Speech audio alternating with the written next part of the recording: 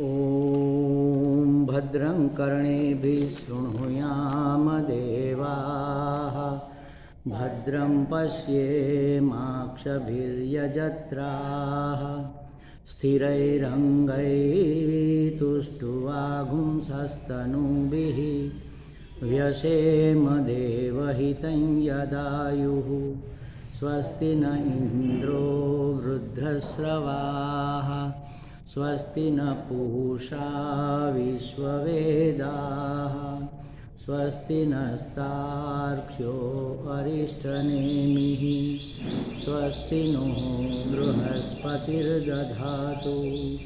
ॐ शान्ति शान्ति शान्तिः। ॐ भद्रन्नो अपि वातयमनः। ॐ शान्ति शान्ति शान्तिः।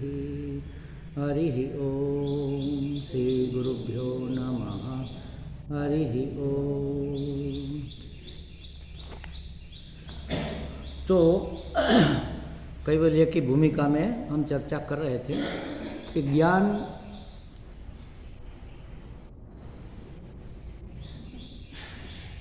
जो आ टेव हती मूળ એટલે મેં આ સ્પીકર નજીક લીધું હતું આ વલ્લભભાઈ જેવું હતું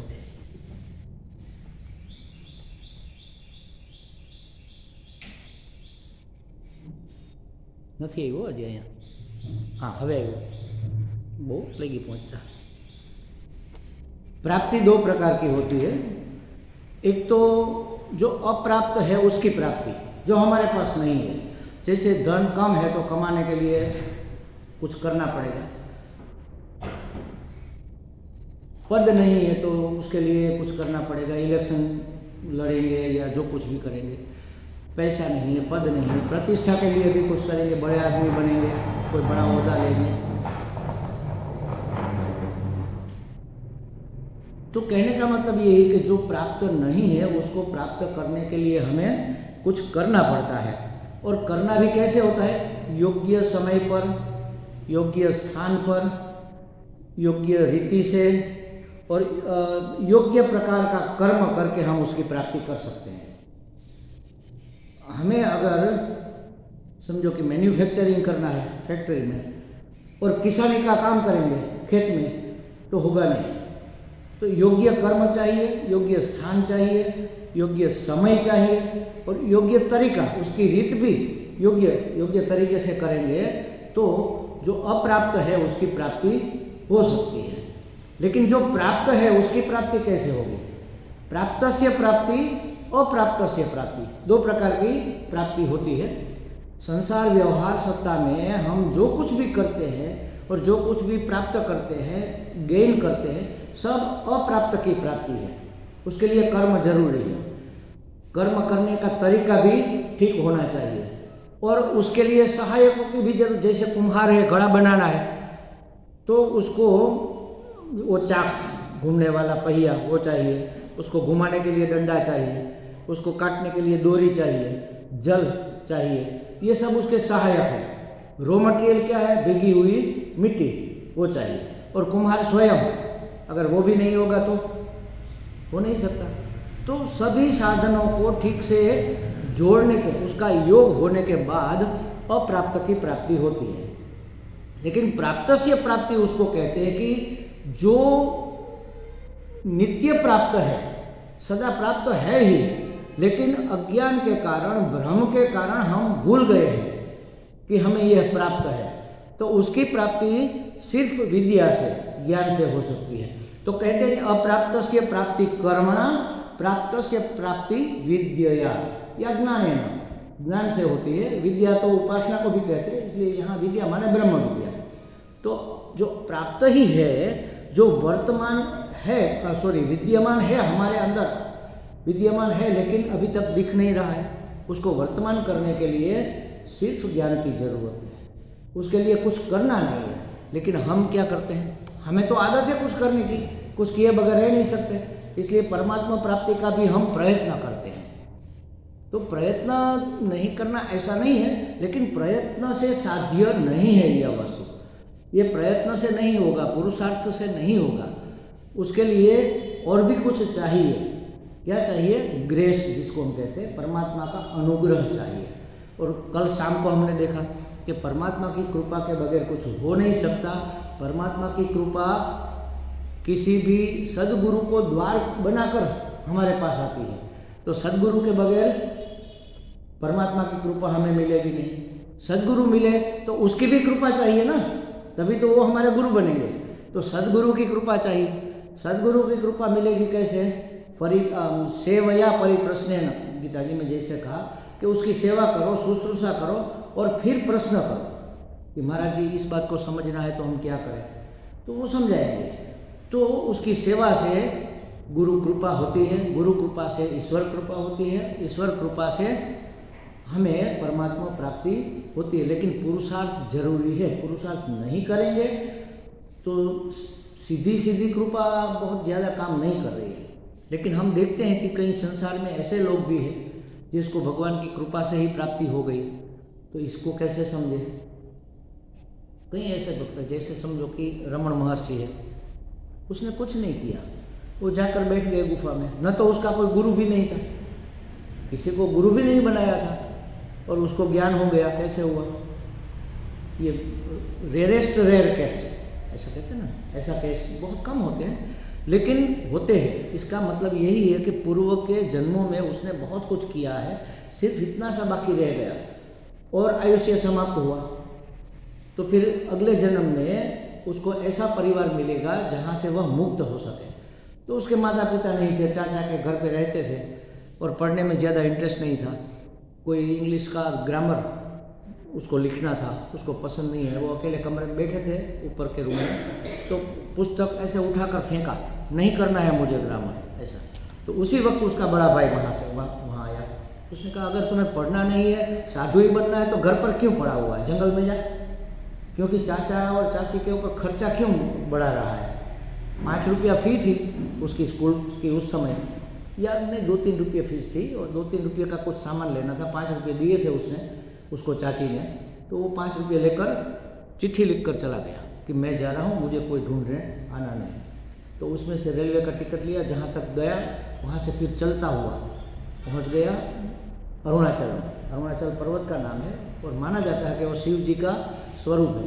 अरुणाचलम साक्षात शिव जी का लिंग है। तो वहाँ गुफा में जाकर बैठ गया। पहले तो मंदिर में बैठे, फिर गुफा में बैठे, बस कोई गुरु नहीं था, बस सिर्फ सुना था कि अरुणाचल भगवान है, वहाँ जाएंगे तो प्राप्ति होगी। क्या प्राप्त करना ये भी पता नहीं था, बस भगवान को मिलना है, बस इतना सा, और हो गई। तो इसका मतलब यही हुआ कि पूर्व में उन्होंने बहुत पुरुषार्थ किया है, गुरु भी मिले होंगे और उसको उपदेश भी हुआ होगा। फिर ये कैसे कंफर्म होता है? जब वह ज्ञानी बन गए, प्रकाशित हो गए, सब लोग वहाँ आने लगे, तो वहाँ एक गणपति मुनि थे, बहुत विद्वान थे। वो उपनिषद या वेद सब पढ़ते थे। तो पढ़ते हुए उसने कहा महाराज जी आपने जो कहा ना, ये बात तो ऋग्वेद में लिखी हुई है। अरे स्वामी जी आपने जो कहा ये तो अथर्ववेद की बातें हैं, ये फला उपनिषद की बातें, वो मुझे नहीं पता, मुझे तो ये पता है कि यही सच है बस। तो कहाँ से ये बात उसके दिमाग में? वो तो पढ़े नहीं थे, 7-8 कक्षा तक पढ़े थे। मतलब यही कि पूर्व में वह सब करके आए हुए हैं, उसका फिर से उसकी स्मृति उसको हो रही है। तो कहने का मतलब ये है कि जो विद्यमान है लेकिन वर्तमान नहीं है, व्यक्त नहीं है, ऐसा ब्रह्म ज्ञान, अपने स्वरूप का ज्ञान, तत्व का ज्ञान, परमात्मा का ज्ञान प्राप्त से प्राप्ति है। वो तो प्राप्त है ही, वह पुरुषार्थ से मिलने वाला ज्ञान नहीं है। अप्राप्त से प्राप्ति कर्मणा और प्राप्त से प्राप्ति विद्यया या ज्ञानेन, ज्ञान से या विद्या से अप्राप्त की प्राप्ति होती है। लेकिन यदि अभी कदम कदम पर हमें संताप होता है तो अभी हमारी वासनाओं का निरसन नहीं हुआ, अभी हमारे कुसंस्कारों का निरसन नहीं हुआ, अभी तक वो डेरा डाले हुए हैं हमारे अंतःकरण में, और वो जब तक रहेंगे तब तक प्राप्ति हो नहीं सकती। देखो इंजीनियरिंग में एडमिशन लेना है तो उसके लिए आपको 12th में साइंस रखना पड़ेगा, मैथ्स रखना पड़ेगा। दो स्ट्रीम होते हैं ना, या तो मेडिकल में जाना है तो आपको एक प्रवाह रखना है। अगर आपके पास योग्यता ही नहीं है तो आपको एडमिशन ही नहीं मिलेगा। अगर आपको उसमें प्रवेश चाहिए तो उसके लिए कुछ अधिकारित्व है। तो ब्रह्म विद्या जैसी विद्या प्राप्त करने के लिए कुछ तो अधिकारित्व होगा ना। तो उसके लिए अधिकारित्व है अंतःकरण शुद्धि, विवेक, वैराग्य, समधमादि, षटक संपत्ति और मुमुक्षा, ये 4 साधन उसकी प्राप्ति के हैं। लेकिन अभी अगर हमारे हृदय में वासनाओं ने डेरा डाल रखा है, कुसंस्कार पड़े हुए हैं, तो शुद्धिकरण कहाँ हुआ? समधमादि तो हुए नहीं, शुद्धिकरण हुआ नहीं, विवेक जगा ही नहीं। ये अविवेक का परिणाम है। हमारे अंदर जो भी वासनाएं हैं, जो भी कुसंस्कार पड़े हुए हैं, जो दुर्बुद्धि अभी हमारी डेवलप होकर रही हुई है, वह विवेक के अभाव के कारण है। अगर हम विवेक कर लें तो ये कोई टिकेगा नहीं ना। विवेक का मतलब क्या है? अलग करना, सत्य क्या है, मिथ्या क्या है, काम की चीज़ क्या है, निकम्मे वर्ग। हर कदम पर हम विवेक तो करते ही। वैसे घर से निकले, कोई टेंशन में है, लेकिन फिर भी हमारी नज़र देखती है कि इस रास्ते जाना है, इस रास्ते नहीं जाना है, क्योंकि हम अभी रामदास जा रहे हैं। डॉक्टर साहब सोचेंगे कि चलो रामदास जाना है तो इस रास्ते, हॉस्पिटल जाना है तो इस रास्ते। वो कभी गलती नहीं करे। विवेक है, दोनों रास्ते हैं, किस रास्ते अभी हमारा ध्येय कौन से रास्ते पर जाने से सिद्ध होगा। तो विवेक तो हम हर कदम पर करते हैं। तो ये जो वासना ये है, जो कुसंस्कार है, उसके लिए भी विवेक होता है। विवेक से ही ये जाएगी, ऐसे ही नहीं जाएगी। वासना विवेक से जाएगी, कुसंस्कार अभ्यास से जाएगी। बार बार अभ्यास करेंगे तो जो गलत आदत पड़ी हुई है वो धीरे धीरे निकल जाएगी। तो विवेक जब करेंगे तो जो निकम्मी चीज़ है उसके लिए वैराग्य हो जाएगा। एक उदाहरण से समझेंगे विवेक क्या होता है। अब अभी सीजन है, बाजार से हम गेहूँ या चावल लेकर आए, तो अब आजकल तो सब साफ़ सुथरा मिलता है, लेकिन ऐसा भी मिलता है सीधा आप मार्केटिंग यार्ड से लेकर आओ, सस्ता भी पड़ेगा, अच्छा माल भी मिलेगा, लेकिन उसमें कंकड़ होंगे। तो क्या करती है बहनें, एक बड़ा सा कमरा है, खाली है, या तो उसके अंदर कपड़ा बिछाया है और बीच में पूरा का पूरा बोरी उलट देगी, ढेर कर देगी। फिर 2-3 बहनें आसपास में बैठ जाएगी, ऐसे एक एक करके दाना घुमाते घुमाते उसमें से कंकड़ निकाल कर साइड में रखेगी। कहाँ रखेगी? वो कपड़ा है उसके कोने पर रखती जाएगी और अनाज को इस तरफ करेगी, कंकड़ को इस तरफ करेगी। सब हो गया। दोनों बहनें दो सामने सामने बैठी थी, एक उस कोने पर कंकड़ की ढेरी है, एक इस कोने पर है। फिर क्या करेगी? फिर से वो सब मिला देगी क्या? साफ तो हो गया, विवेक हो गया कि ये काम की चीज़ है, ये निकम्मी चीज़ है। अब आगे जो करना है वह महत्वपूर्ण, तब विवेक पूर्ण होगा। जो निकम्मा है उसको उठाकर फेंको और जो काम का है उसको बचा कर रखो, तब विवेक हुआ। हमने कहा था ना कि स्वामी जी पानी पीना, हम कहेंगे कि पानी पीना है, हाँ समझ गए, बात समझ गए, लेकिन जा नहीं रहे पानी लेने के लिए। हमने बुलाया कि महेश भाई यहाँ आओ, आ गए। महेश भाई बहुत प्यास लगी, थोड़ा पानी लाओ। हाँ हाँ स्वामी जी समझ गया। क्या समझ गए? अरे आप रात को 2 बजे उठाकर मुझे पूछो आपको प्यास लगी है, आपको पानी पीना है, मुझे एक एक शब्द याद है, तो वो समझे क्या? याद नहीं है तो भी अगर वह दौड़कर पानी का गिलास भरकर लाए तो उसका मतलब है समझ में आई बात। तो विवेक किया, अनाज अलग किया, कंकड़ अलग किए, लेकिन कंकड़ फेंके नहीं, उसको भी रखा, अनाज को भी रखा, तो विवेक नहीं हुआ। अनाज को रखो, उसको साफ सुथरा करके एक कोठी में, एक पेटी में भर दो और कंकड़ को उठाकर डस्टबिन में डालो। जो निकम्मी चीज़ है उससे मुंह मोड़ लो और जो काम की चीज़ है उसको यहाँ पर स्थापित कर दो, उसका नाम है विवेक। अब ये विवेक नहीं है, इसलिए वासनाएं प्रबल है। हमारा वर्तन, हमने कहा था ना, हमारा बिहेवियर कैसा है, सुबह से लेकर शाम तक एक दिन आप ट्राई करना, एक कागज़ और कलम रखना साथ में, जहाँ कहीं भी जाओ या जो कुछ भी करो। समझो कि आपका एक शॉप है, आप दुकान पर बैठे हो या डॉक्टर साहब है, मेडिकल अपने दवाखाने में बैठे, हॉस्पिटल में, तो एक कागज़ कलम रखो बस। जो भी हम व्यवहार करते हैं उसमें से कितना व्यवहार हमारा विवेकपूर्ण है और कितना व्यवहार हमारा आवेगपूर्ण है। अंदर से आवेग आया और हम बोल गए। किसी का फोन आया, अरे महाराज आप कितने दिनों से ये है वो है, तो तुरंत गुस्सा हो जाएंगे, छोड़ो अभी धंधे का टाइम है, क्यों सर खा रहे हो? फिर याद आता है, अरे हमने गुस्सा क्यों किया? तो पैसे मांग रहा है, उसका हक है, वो तो कहेगा ही, हमें ठीक से जवाब देना चाहिए था। ये विवेक बात करते वक्त नहीं रहता।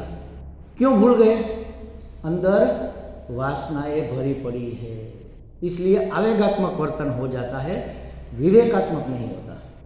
कोई भी चीज़ अगर विवेक से आप करोगे तो हमेशा आपके और सामने वाले के फायदे में ही रहेगी, हमेशा।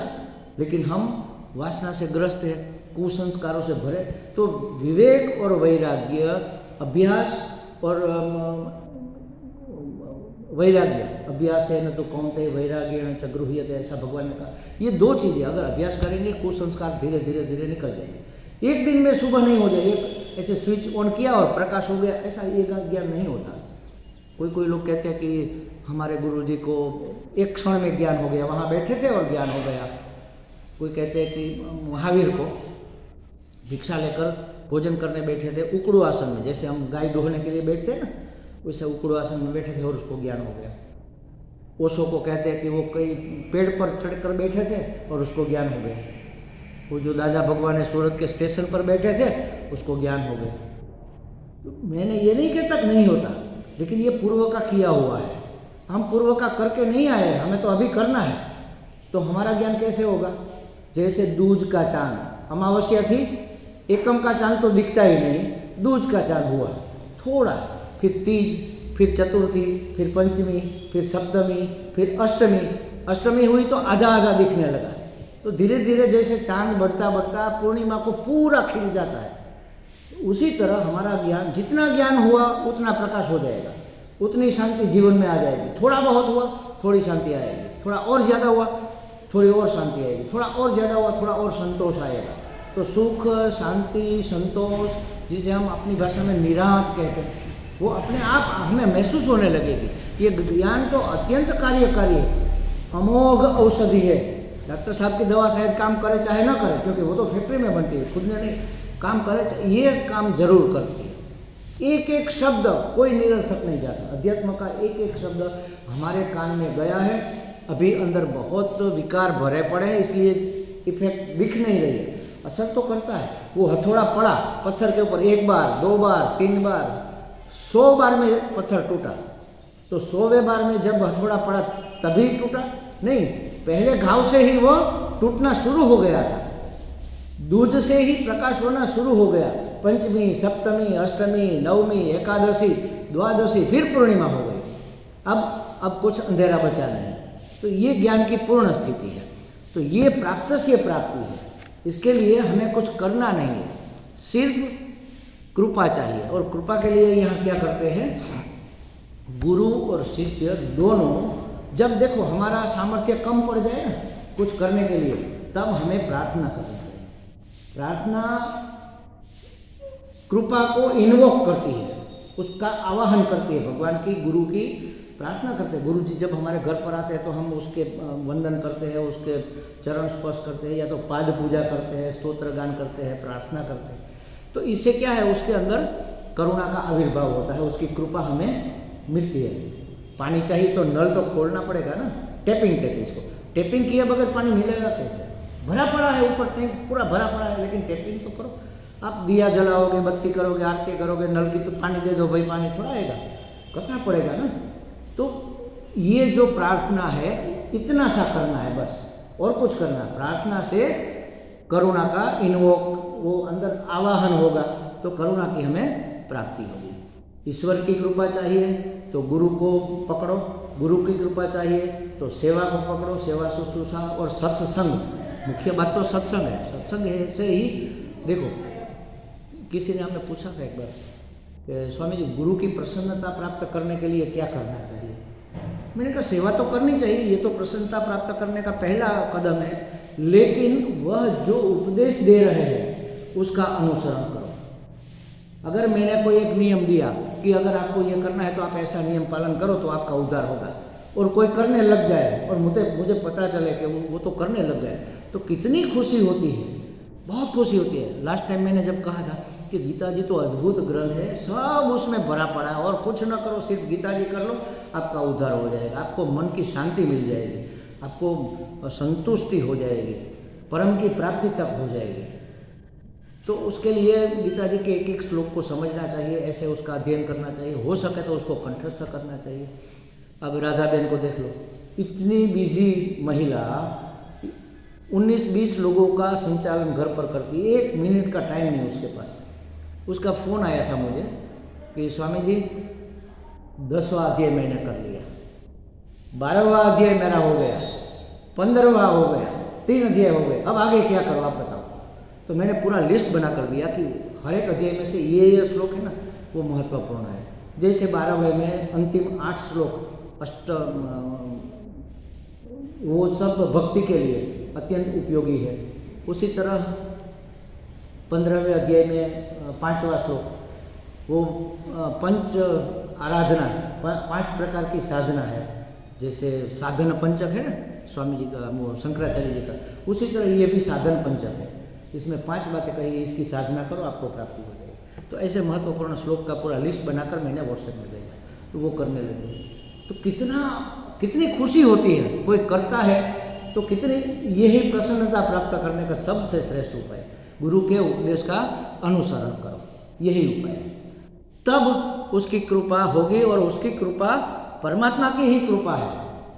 अगर परमात्मा इस पराविद्या का उपदेश गुरु के मुख से परमात्मा स्वयं नहीं करते तो इस विद्या का प्रदान हो ही नहीं सकता।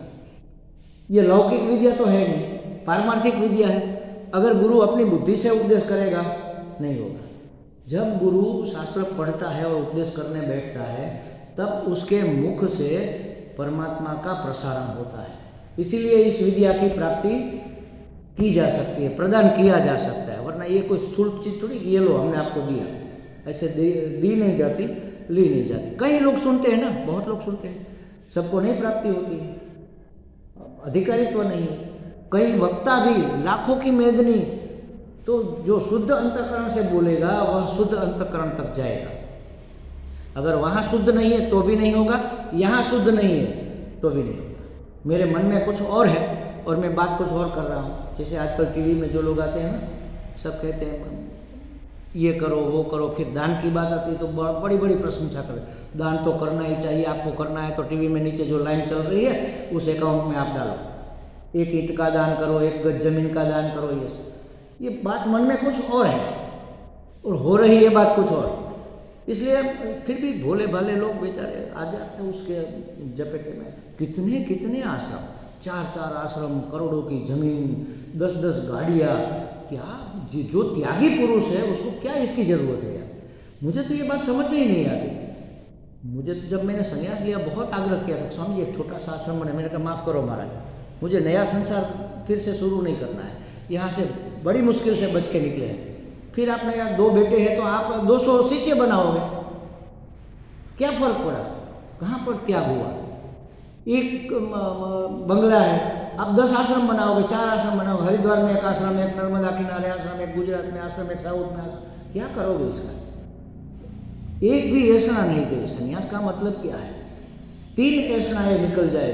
देखो, किसी भी गुरु का चयन हमें करना है तो उसकी विद्वता तो हम जान नहीं सकते, उसका अधिकारित्व जान नहीं सकते। ये 3 चीज़ें अगर उसमें है तो वह सदगुरु है, समझ लेना। उसको पुत्रेषणा नहीं है, पुत्र परिवार शिष्य इसकी कोई कामना नहीं है। मुझे कई लोग कहते हैं कि स्वामी जी हमें आपका शिष्य बना लो। मैंने कहा मैं किसी को शिष्य नहीं बनाता, तुम्हें बनना है तुम जानो, मैं किसी को नहीं बना, तुम अपने मन से मान लो। एकलव्य ने माना था ना अपने को, वो स्वामी व्यास जी को, कौन नहीं, द्रोण को गुरु माना था उसने, तो उसको विद्या प्राप्त हो गई। द्रोण को तो पता ही नहीं था। तो गुरु बना नहीं जा सकता, शिष्य बना जा सकता है। करो आपको जो करना है। हमने तो पुत्रेषणा छोड़ी, मतलब पुत्र परिवार शिष्य की कोई ऐषणा हमारे अंदर नहीं होनी चाहिए। दूसरी है वित्तेषणा, धन की ऐषणा। इसका मतलब ये नहीं कि किसी ने पैसा दी तो हम उठाकर फेंक देते, नहीं हम तो धन को नहीं लेंगे, ये बात नहीं। उसकी ऐषणा, उसकी प्यास नहीं रहनी चाहिए। ये मेरी बेवकूफ़ी वाली बात आपको बता दूँ। अभी तो क्या होता है कि लास्ट डे जब दक्षिणा होती है ना, तो हमारे वो पंडिया जी वगैरह सब मिलाकर गिन कर एक कवर में डालकर उसके ऊपर फिगर लिख कर मुझे देते। तो ये ठीक है, उसकी पहले ये नहीं था, पहले सब कवर बस ऐसे ही दे देते। तो मैं कवर को रबर चढ़ा के घर पे अपने कमरे में रख दिया। अब कितने पैसे किसने डाले, कहाँ से आए, वास्तव में मुझे पता नहीं होता। अब दो ही चीज़ मुझे लेनी होती है, एक सब्जी और एक दूध। जब महीना ख़त्म हुआ, दूध वाले ने बोला तो एक कवर खींचा, उसमें से जितने निकले, कम निकले तो दूसरा खींचा, बस दे दिया। बाकी 150 बच गए, उसकी सब्जी ले ली, बाकी कवर ऐसे ही पड़े। तो 2 साल तक चलते हैं वो कवर, पता ही नहीं चलता कि कब खत्म होगा। कभी कभी तो कहीं और जगह पड़े और हम कहीं और से निकाल रहे हैं, ऐसा भी होता है। 2 साल पहले के कवर भी निकलते हैं। क्या भगवान को जब आपने अपना समर्पण कर दिया तो उससे बढ़कर और क्या चीज है? नारायण को पकड़ो ना, लक्ष्मी तो अपने आप आएगी उसके पीछे पीछे। वो तो पतिव्रता है ना। नारायण अगर आपके वश में है तो नारायणी की आराधना करने की जरूरत ही नहीं पड़ेगी। तो वित्तेषणा नहीं है, पुत्रेषणा नहीं है, और तीसरी तो अत्यंत मुश्किल, लोकेषणा। लोकेषणा माने हमारी ख्याति हो, हमारी प्रख्याति हो, यहाँ से छूटकर हम थोड़ा पुण्य कर ले, यहाँ से छूट कर जाएंगे तो हमें स्वर्ग मिलेगा। किसी भी लोक की, इहलोक परलोक, किसी भी लोक की कोई ऐसा नहीं। बस हमें सिर्फ परमात्मा चाहिए, परमात्मा प्राप्ति के सिवा और कुछ नहीं चाहिए। हमारा जो ध्येय संन्यास लेने के समय था वही ध्येय दृढ़ता पूर्वक अंत समय तक टिके, तभी प्राप्ति होगी ना। बाकी हम नहीं देख सकते। ये तो देख सकते हैं कि लोकेशना कैसी। हम तो जब शुरुआत हुई ना हमारी, तब 1-2 बार हमने प्रवचन किया, फिर सुनने वाले परिचित भी होते, मित्र भी होते। तो हमने एक बार पूछा कैसा रहा, उसने कहा हाँ स्वामी जी बहुत अच्छा रहा। फिर मुझे विचार है, मुझे पूछने की जरूरत क्या थी? मतलब कि मैं बहुत अच्छा बोला, मैंने सबको बहुत अच्छा, ये ऐसा है, लोकेशना है, हमारी ख्याति बढ़े, सबको अच्छा लगा तो ख्याति हुई। तो ये 3 ऐसा जिसमें नहीं है, समझ लो वो सदगुरु है। चाहे वह पहुंचा है चाहे नहीं पहुंचा है, वो आपको जो रास्ता दिखाएगा सही, उसके मुख से परमात्मा बोलते हैं। कहने का मतलब ये। तो जो गुरु है उसके मुख से अगर परमात्मा अभिव्यक्त नहीं होता तो इस विद्या का प्रदान हो ही नहीं सकता। जितना अंदर परमात्मा तत्व शामिल है उतना प्रदान होगा, और आपका अंतःकरण जितना शुद्ध है, उस मतलब जितना बड़ा पात्र है उतनी प्राप्ति होगी। कटोरी जितना पात्र है तो गंगा जल कटोरी में ही आएगा, और पूरी हंडिया भर के आप लेकर गए तो हंडिया भर के जल आएगा। उसी तरह हमारा अंतःकरण कितना शुद्ध है उतनी प्राप्ति होगी। ये है प्राप्त से प्राप्ति। लेकिन अभी अगर हमारे मन में वासनाओं का वास है और कुसंस्कारों का अभी जोर है, उसने डेरा डाला है, तो समझ लेना चाहिए कि अभ्यास और वैराग्य की कमी है। हमें वैराग्य को प्रखर करना होगा और अभ्यास बढ़ाना होगा। और ज़्यादा अभ्यास शुरू करो और वैराग्य देखो, विवेक करो कि ये काम की चीज़ है, ये काम की नहीं है, छोड़ो इसको। है बहुत सुंदर है, अच्छी है, पड़ी रहने दो, फेंक देने की जरूरत नहीं है। कहने का मतलब ये फेंक कर करोगे क्या, कल दूसरी आ जाएगी। सब सुविधा होते हुए भी मुझे किसी की जरूरत नहीं है। बस सब सुविधा है लेकिन मेरी जरूरत बस इतनी सी है, बाकी जरूरत नहीं है मेरी। तो ये हो गया विवेक। काम की जो है वह उस वस्तु को स्वीकार करो। तो अगर ऐसा नहीं है तो समझ लेना कि जीवन व्यवहार में अभी भी प्रमाद है, और ये बड़ी खतरनाक चीज़ है प्रमाद। प्रमाद माने जो करना है वो नहीं कर रहे, जो नहीं करना है उसको पहले कर रहे हैं, तो जो करना है वो रह जाएगा। अगर एग्ज़ाम का टाइम है और ज्योग्राफी का पेपर है तो हम ज्योग्राफी तो पढ़ते हैं, लेकिन हमें तो साहित्य बड़ा अच्छा लगता है तो कविता थोड़ा 1-2 पढ़ लेते हैं। तो क्या होगा, ये काम अधूरा रह जाएगा ना। वो तो समय होते ही एग्ज़ाम तो शुरू हो जाएगी। तो जिंदगी कितनी है किसी को पता नहीं। अगर हम प्रमाद करेंगे, प्रमाद माने आलस्य नहीं, जो करना है वो न करे और जो नहीं करना है उसको पहले करने लग जाए, उसको कहेंगे प्रमाद। तो जिंदगी का तो पता नहीं ना। लोग कहते हैं अभी तो हम छोटी उम्र है, फिर करेंगे अध्यात्म साधना करेंगे। कब करोगे किसको पता है। हमारी जिंदगी सालों में नहीं गिनी जाती। हाँ ये मैं आपको बताता हूँ। हम कहते हैं कि 100 साल की उसकी उम्र भगवान ने लिखी थी, 100 साल के बाद चले गए। अरे ये छोटा सा 40 साल में गुजर गया। हाँ उसकी जिंदगी ही 40 साल की। 40 साल जिंदगी नहीं होती। हमारी जिंदगी सांसों में गिनी जाती है कि इतनी सांस आपने ली, आपकी जिंदगी समाप्त, पूरी खत्म। 10 लाख, 2 करोड़, 50 करोड़ सांस आपको मिलेगी, ऐसा फिक्स होके आते हैं। अब हमें क्या होता है कि सांस हम गंवा देते हैं। सांस इसलिए योग से उम्र बढ़ती है। जो योगी होते 100 200 साल जीते हैं। कैसे? क्योंकि समझो कि 10 करोड़ सांस उसको लेनी है, तो वो धीरे धीरे ध्यान में जब बैठते हैं, समाधि लगाते हैं, तो सांस चलती है ये भी पता नहीं चलता। एक सांस आती है, फिर कहीं समय के बाद दूसरी सांस आती है। जितनी सांस लंबी होगी उतना समय ज़्यादा बढ़ेगा। और हम क्या करते हैं?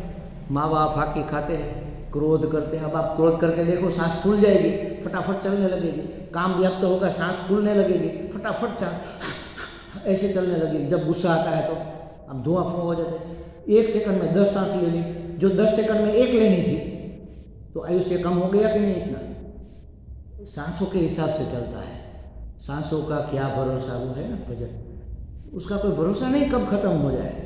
तो जो करना है वह कर ले साधो, जो करना है अभी कर ले। उसके लिए प्रमाद करने की जरा बिल्कुल ही आवश्यकता नहीं। अगर प्रमाद करोगे तो पछताओगे। फिर से इसी चक्कर में पुनरपि जननम पुनरपि मरणम पुनरपि जननी जठरे शयनम, औंधे लटक कर आना गंदी जगह से। वहाँ क्या सुख सुविधा है? मल मूत्र का भांड है पूरा, लिपटे हुए है, बच्चा हिल भी नहीं सकता। वो बाहर आता है तो भी मच्छर काटता है और माँ कड़वी दवा पिला देती है। इसको पेट में दर्द होगा, ग्राई पोटर पिला दो। अरे मच्छर काट रहा है तो बता भी नहीं सकता। कितना दुख, कितनी पराधीनता। बड़े होने के बाद भी स्वतंत्रता थोड़ी ही मिलती है। समाज से तो नहीं मिलती, अपने आप से भी नहीं मिलती ना। हमारे काम क्रोध हमारा संचालन कर देते हैं। विवेक कहाँ पर काम करता है? आवेग ही काम कर जाते हैं। तो प्रमाद अगर हम ऐसा नहीं कर पा रहे तो समझ लेना कि अभी भी हमारे जीवन में प्रमाद है। सबसे पहले तो उसको हटाओ। एक फिक्स, जैसे डॉक्टर कहते हैं ना, फिक्स डाइट बनाना चाहिए, उसी तरह फिक्स टाइम टेबल बनाना चाहिए। मैंने तो बहुत बार बनाया, बहुत बार बिगाड़ा, फिर से बनाया, थोड़ा सुधार करके फिर से बनाया। ऐसा करना चाहिए क्योंकि इसी समय पे उठे खड़े हो जाएंगे, बस बेड छोड़ ही देंगे, चाहे नींद पूरी हुई चाहे नहीं हुई। फिर 2 घंटे बाद आप आराम कर लो। अगर नींद आ रही है तो दोपहर को 12 से 2 बजे तक सो जाओ, ये अलग बात है। लेकिन एक फिक्स नियम है, इतने बजे उठना है तो उठना है और इतने बजे सोना है तो सोना है। ये हमारे भोजन का टाइम है तो इस टाइम पे भोजन करना है तो करना है।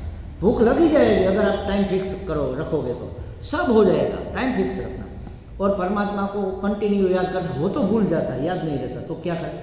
उसका भी उपाय है।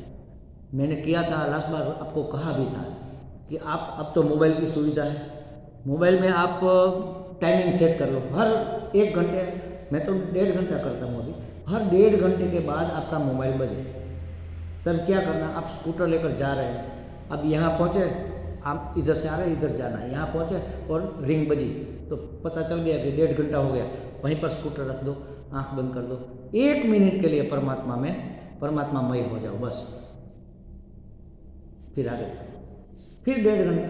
इसको ये जो लोग हैं ना, क्या ब्रह्मा कुमारी वाले, ट्रैफिक जाम ऐसा कहते हैं, इसका नाम दिया उन्होंने, ट्रैफिक जाम। ये हमारे शास्त्र में है कि हर घंटे, वैसे तो 45 मिनट पर करना चाहिए, 45 मिनट, फिर थोड़ा आदत हो जाए तो 1.5 घंटा, फिर और 45 मिनट और लगा दो उसमें, तो ऐसे करना चाहिए। 1.5 घंटे में करो तो चलेगा, ऐसा करना चाहिए। चाहे कुछ भी काम करते हैं, परिवार का काम करते हैं, घर का काम करते हैं, रसोई का काम करते हैं, मेडिकल में है, दुकान पर है, फैक्ट्री में है, हर 1.5 घंटे जहाँ है, जैसे भी है, बस वहीं पर खड़े रहे, स्टॉप। जैसे ट्रैफिक जाम हो गया, फिर क्या कर सकते हैं आप? ना आगे जा सकते, ना पीछे जा सकते, बस खड़े रह जाओ। किसी से बात कर रहे हैं तो कह रुको, फिर जब जाके पूछे क्या हुआ, नहीं कुछ नहीं हुआ, मुझे कुछ याद आ रहा था, छोड़ देना। उससे कोई सुफियानी बातें करने की जरूरत नहीं है, कहते ना मुझे कुछ जरूरी था याद करना, चलो अब बातें करो, फिर बात शुरू कर दो, किसी को बुरा नहीं लगेगा। व्यवहार सत्ता में ये अप्लाई हो सकता है, बिल्कुल हो सकता है। मैं जब व्यवहार सत्ता में था तभी ये किया था मैंने, उस टाइम हर घंटे करता था, अब 1.5 घंटे करता हूँ। अब जब कैंप वगैरह होता है तब मैं उसको बंद कर देता हूँ, क्योंकि ये बीच में बजेगा ना, टाइम जब होगा तो बीच में 3 बजे उठता हूँ, समझो 3 से 1.5 घंटा गिन लो आप, 4:30 बजे होगा, 4:30 से 1.5 घंटा गिनो, 6 बजे होगा, 6 से 1.5 घंटा गिनो, 7:30 बजे होगा, तो चालू क्लास में 3 होगा। तो ये तो डिस्टर्ब, हम तो ये परमात्मा का ही स्मरण कर रहे हैं, उसमें उसको लगाने की जरूरत नहीं, इसलिए बंद कर दिया। तो ये ऐसी छोटी छोटी टेक्निक अपने जीवन में हमें ढूंढ लेनी चाहिए। यही अभ्यास है, समझ लो, इसको कह लिया अभ्यास। ये है कुसंस्कारों का निवारण करने के लिए। 1 मिनट का अगर आप ध्यान करोगे ना तो इसका इफेक्ट 1.5 घंटा रहेगा पूरा। आपकी बैटरी चार्ज रहेगी, आप गलत काम कर ही नहीं सकते, आपको कोई विक्षिप्त कर नहीं सकता, आपको कोई क्रोधित कर नहीं सकता, आपको कोई असंतोष होगा नहीं। धीरे धीरे ये सब होता जाएगा, थोड़ा थोड़ा थोड़ा थोड़ा बूंद बूंद अंदर गिरती जाएगी।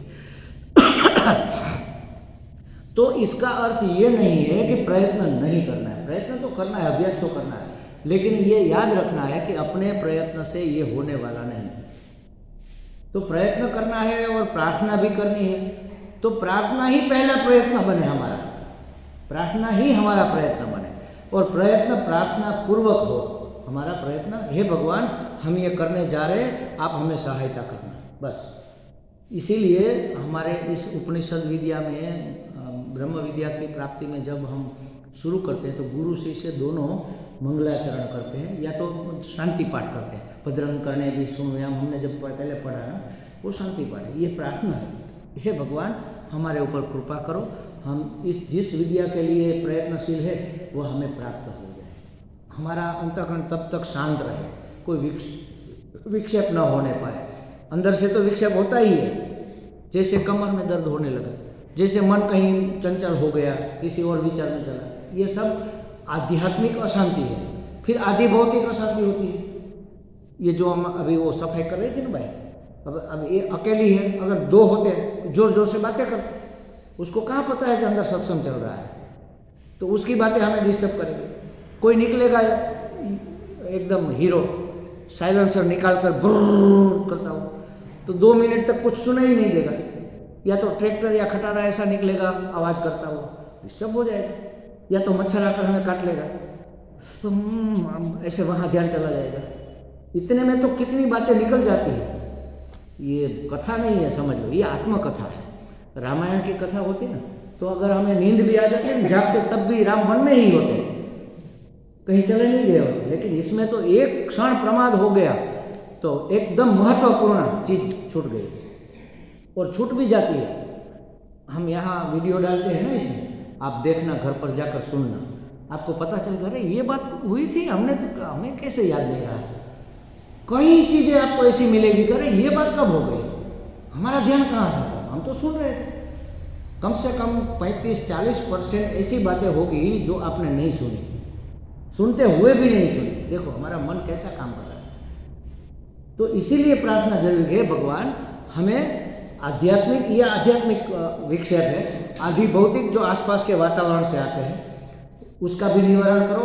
आदि दैविक, जैसे 2 दिन पहले वावाझोड़ा चला था, हवा चली थी, या तो बारिश, टाइम हुआ क्लास का और बारिश जोरदार गिरने लगी, कैसे जाएंगे अब तो जा नहीं सकते, व्हीकल तो है नहीं, गाड़ी तो बेटा लेकर गया है। अब यहाँ हमारा घर तो इस जगह है जहाँ से कोई रिक्शा भी नहीं मिलती, बाहर निकले कैसे, छाता लेकर रोड पर गए लेकिन कोई रिक्शा वाला नहीं मिला।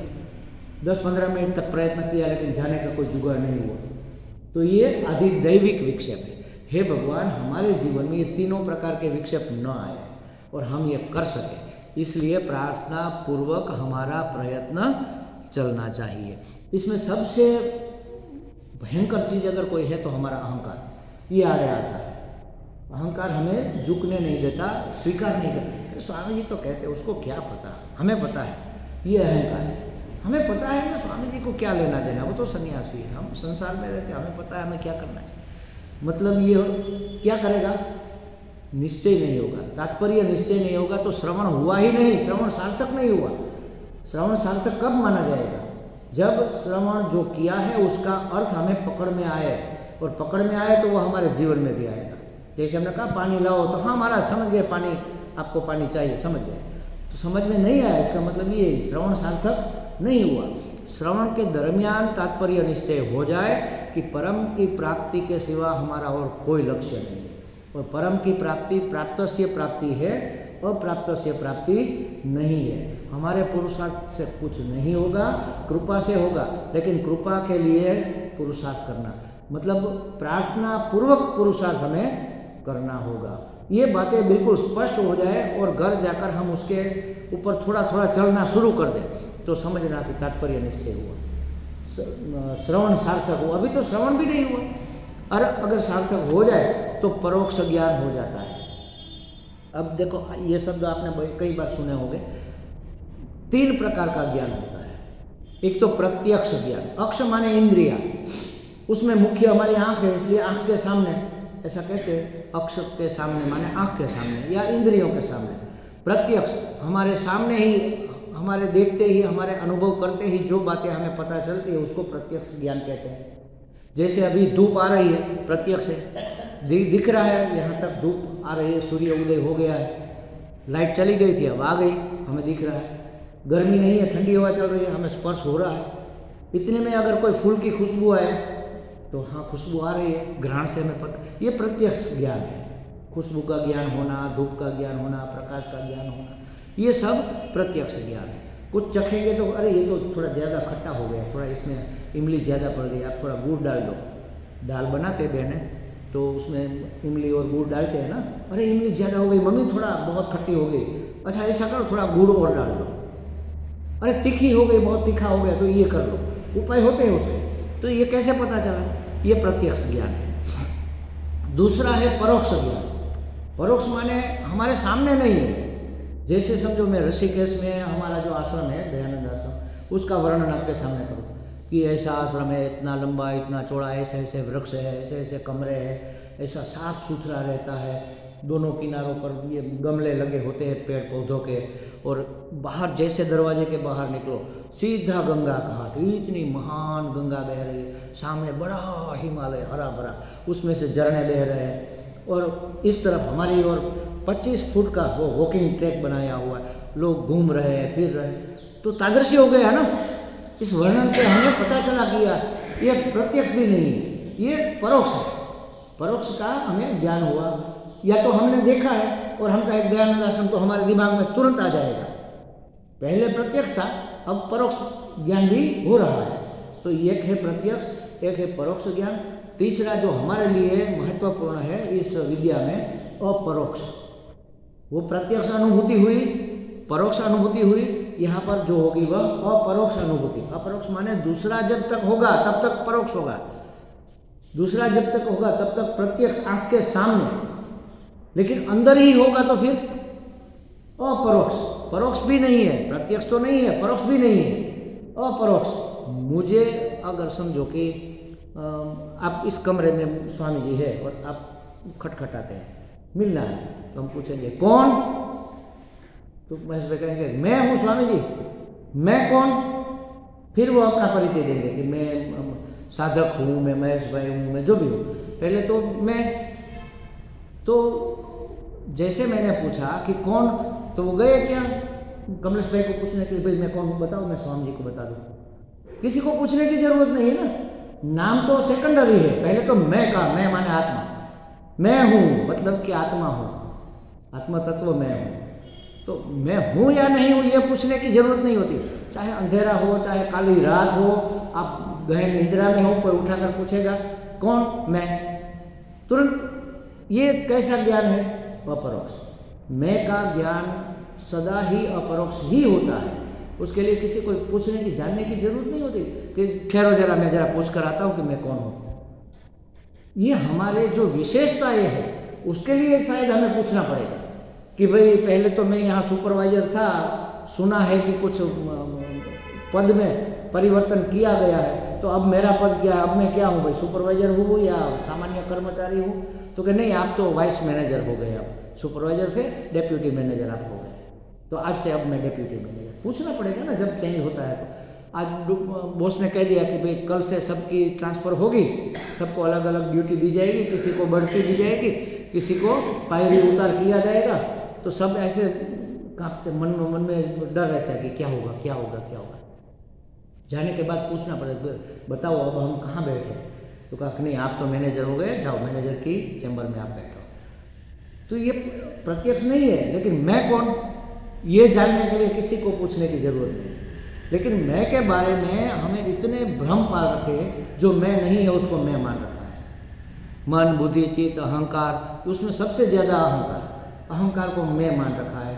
इसलिए अहंकार में जो अंतःकरण में जो राग द्वेष पैदा होते हैं, ये सब हमने माना कि ये हमारे मित्र है। राग द्वेष अहंकार ये हमारे मित्र हैं, हमें सहायता करते हैं। थोड़ा रखना चाहिए। लोग मुझे भी कई बार कहते थे, स्वामी जी थोड़ा ऐसा रखो। आप क्या करेंगे रख कर भाई? ऐसा रख कर तो यहाँ आए, अब फिर से वहाँ आप क्यों मुझे धकेल रहे हो? तो जब अहंकार होगा उसको हम जब तक मित्र मानेंगे, लेकिन शास्त्र पढ़ने के बाद पता चलेगा कि अरे ये तो मित्र नहीं है, ये तो परमार्थ मार्ग के, गीता जी में कहा, लुटेरे हैं, ये तो शत्रु है। लेकिन अब इस खा पी कर इतने तगड़े हो गए तो हमारा सामर्थ्य काम नहीं, अब हम उसको निकाल नहीं पाते। अहंकार छोड़ना है, छूट नहीं पाता। राग द्वेष नहीं करना है, हो जाता है ना। कौन चाहता है राग द्वेष करना? बोलो, नहीं करना है स्वामी जी, लेकिन फिर भी हो जाता है। इतने कुसंस्कार, इतनी वासनाएं पड़ी है, अहंकार इतना पुष्ट, ये सब जो हमारे अंतर शत्रु है, काम, क्रोध, लोभ, मोह, मद, मात्सर्य और सबसे भयंकर दंभ, ये सब तो है। समझो कि ये भी धीरे धीरे निवृत्त हो जाएगा, लेकिन दंभ नहीं जाता। दंभ माने एक चेहरे पे कई चेहरे लगा लेते हैं लोग, बस यही। मैंने कहा था ना कि जब माला हम जब कर रहे हैं, अकेले हैं, तो आराम से बस इधर उधर देखते हुए कर रहे हैं, और पता चला करुणा जी आ रही है तो आँख बंद कर ली। नहीं, हमारी इमेज खराब नहीं होनी चाहिए। ये दम हो गया ना। जो नहीं है वह हम दिखने का प्रयत्न करते हैं, जो है खुला नहीं हो पाते, सरल नहीं हो पाते। तो ये सब हमारे अंतर शत्रु है, इसको जीतना है, लेकिन अब हमारा सामर्थ्य नहीं है। पहले बहुत हमने पुष्टि की, उसकी संतुष्टि की, खा पी कर ये मोटे तगड़े हो गए, मजबूत हो गए, अब हमारा सामर्थ्य उसके सामने नहीं। तब परमात्मा की सहायता लेनी चाहिए, जो सर्वसमर्थ है उसकी सहायता लेनी चाहिए। हे भगवान, अब आप कुछ करो, हमारे से ये नहीं हो रहा। प्रभु ये दया कर तुम विषय वासना छूटे। हमें छोड़नी है लेकिन छूट नहीं रही। आप कुछ कृपा करो, आप कुछ दया करो, तो ये विषय की वासना निवृत्त हो जाए, उसकी तरफ हमारा मन बार बार न जाए। ऐसी कृपा करो। भगवान कर सकता है, उस आपके प्रयत्न के साथ करेगा, बिना आपके प्रयत्न के ऐसे चलो जादू की लकड़ी घुमा दी हो गया, ऐसा नहीं होता। हम प्रयत्न करेंगे, वह प्रयत्न सफल करने का काम परमात्मा की कृपा करेगी। ये हमने एक व्रत ले लिया कि आज से हम क्रोध नहीं करेंगे, और जब भी क्रोध होगा तब हम ये काम करेंगे। एक पिताजी ने अपने बेटे को कहा कि तुम बहुत गुस्सेले हो, गुस्सा छोड़ो। तो कैसे छोड़ूं, मेरे से हो जाता है। अच्छा एक काम करो, दंड, वैसे तो महात्मा लोग दंड निश्चित करते हैं कि एक बार गुस्सा हो गया तो मैं एक टाइम नहीं भोजन नहीं करूँगा, एक बार गुस्सा हो गया तो एक टाइम मैं चाय छोड़ दूँगा। तो फिर चाय तो चाहिए ही, अपने आप गुस्सा करने के वक्त याद आएगा, अरे छोड़ो वरना चाय नहीं मिलेगी। ये तो अलग बात है। लेकिन इस पिताजी ने क्या कहा कि जब भी तुम्हें क्रोध आए, ये सामने दीवार है ना, उसमें एक चौरस बना दे, रेखा बना दे, चौक से बना दी। अब वहाँ थोड़ी खिली रख दे, थोड़ी रख दे। जब गुस्सा आए एक कील ठोक देना, जब गुस्सा आए ठोक देना। अब 15 दिन तक ऐसा करो। 15 दिन के बाद, पहले दिन कितनी खिले लगाई थी तो 10, अब 15वें दिन 5, तो 5 निकल गए, कम हो गई ना 5। धीरे धीरे करके कम होते होते होते अब गुस्सा नहीं रहा, अब निकल गया गुस्सा, तो कहाँ निकल गया। लेकिन दीवार को देखो कितने छेद रह गए, ये नहीं मिटेंगे महाराज। तो काम, क्रोध, लोभ, मोह इतने छेद कर देते हैं, इसको मिटाना बड़ा मुश्किल है। तो ऐसा काम करे ही क्यों जो मिट न पाए। अरे गुस्सा हो गए, बेटी, लाडली बेटी थी, ससुराल में गई और उसके सासू ने कुछ ठीक से व्यवहार नहीं किया, तो वो रोने लगी। फ़ोन किया, पप्पा मेरी सास मुझे बहुत परेशान करती है। अरे तेरी सास की तो ऐसी की तैसी, दे उसको फ़ोन, अभी मैं उसको डांट देता हूँ। और कह दिया कि क्या समझा है अपने आप को, हमारी बेटी तो लाड कोड़ में पड़ी है, अपने आप को क्या समझ रही हो, ऐसा है ऐसा है।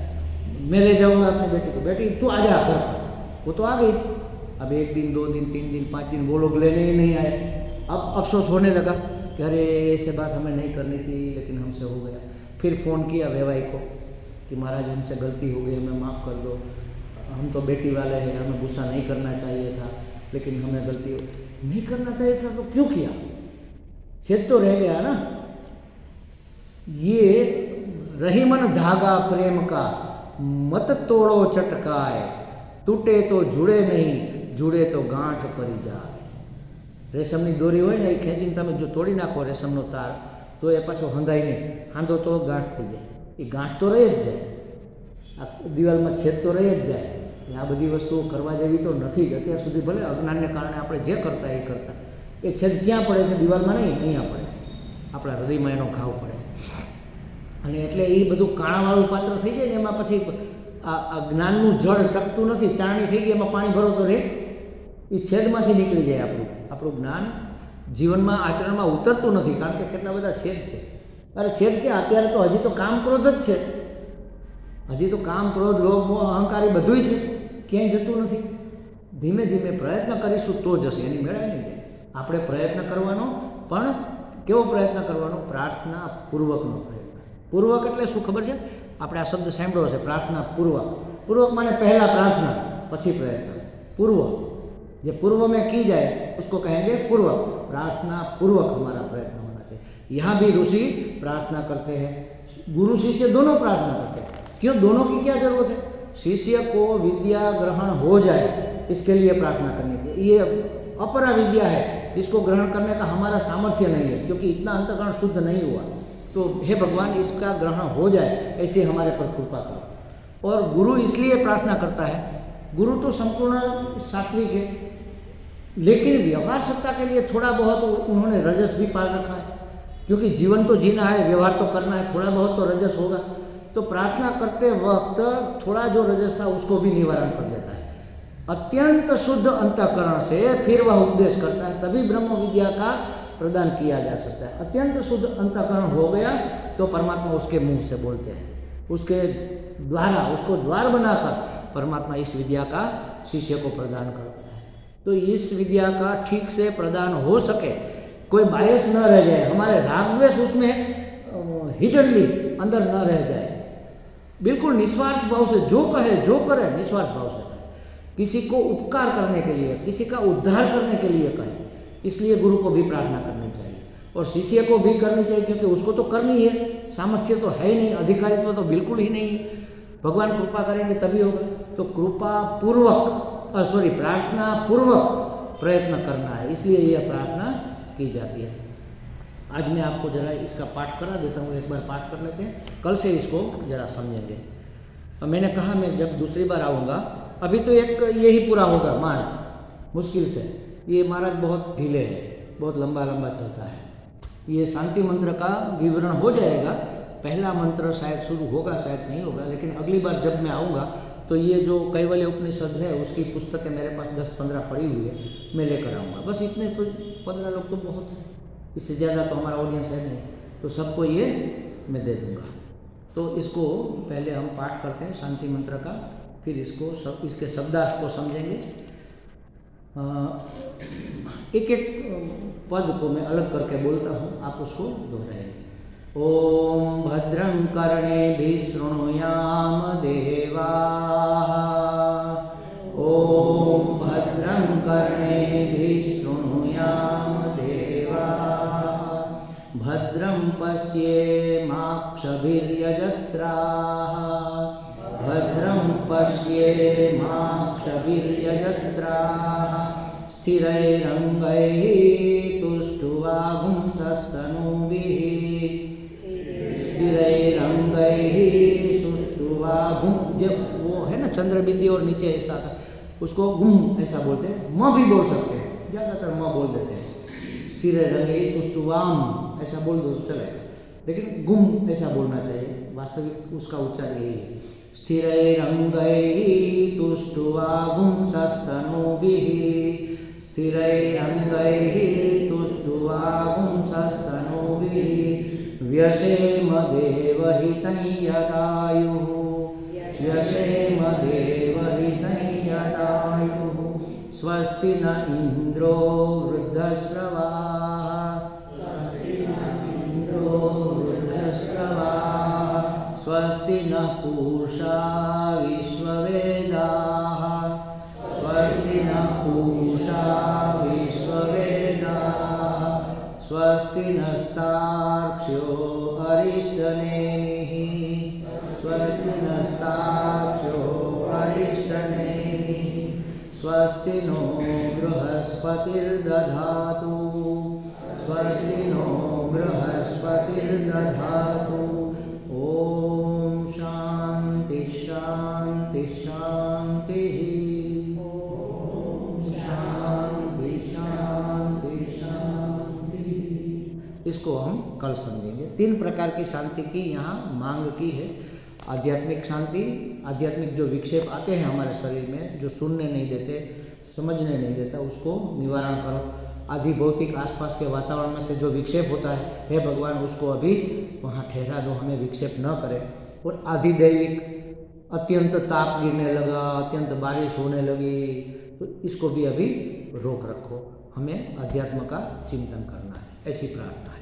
इसके बारे में कल बात करेंगे। ओम पूर्णमदः पूर्णमिदं पूर्णात् पूर्णमुदच्यते पूर्णस्य पूर्णमादाय पूर्णमेवावशिष्यते।